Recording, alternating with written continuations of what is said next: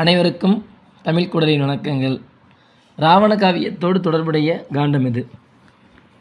விடை குறிப்பாருங்க. வித்தோகாண்டம், பழிபுரி காண்டம், மகத காண்டம், வஞ்சி காண்டம். விடை பார்த்திங்க அப்படின்னா பழிபுரி காண்டம். எப்படின்னு பார்க்கலாம்.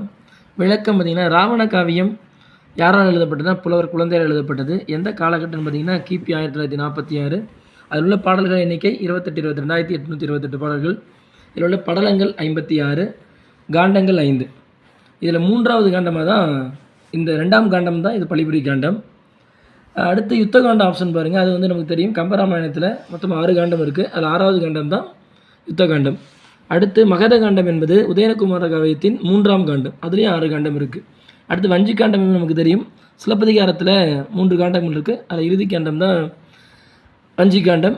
சிலப்பதிகார எண்ணிக்கை சுருக்கமாக ஞாபகம் வச்சுன்னா பிஎம்இ ஞாபகம் வச்சுங்க. புகார், மதுரை காண்டம், வஞ்சி காண்டம். நன்றி.